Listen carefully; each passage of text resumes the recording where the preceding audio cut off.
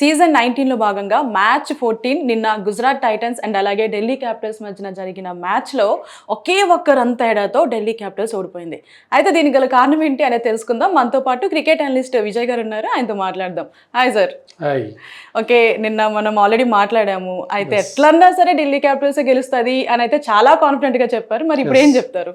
ఇప్పుడు కూడా అదే చెప్తాను, ఢిల్లీ గెలిచే మ్యాచ్ అది. వాళ్ళకు వచ్చిన 2 పాయింట్లని బంగారు పల్లెంలో పెట్టి వాళ్ళ జీటీ చేతికి అందించాడు డేవిడ్ మిల్లర్.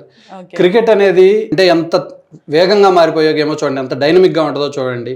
2 బాళ్ళు ముందు అతను హీరోలా ఉన్నాడు ఢిల్లీకి, డీసీకి.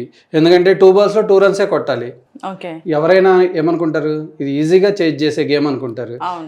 5వ బాల్కి వచ్చినటువంటి సింగిల్ని అతను ఎప్పుడైతే రిజెక్ట్ చేశాడో అప్పుడే మ్యాచ్ నెమ్మదిగా జీటీ చేతిలోకి వెళ్ళిపోయింది. ఎందుకంటే అటువైపు ఆపోజిట్ సైడ్లో నాన్ స్ట్రైకింగ్లో ఉన్నది కూడా ఒక ఇంటర్నేషనల్ ప్లేయర్ అనే విషయాన్ని మిల్లర్ మర్చిపోయాడు.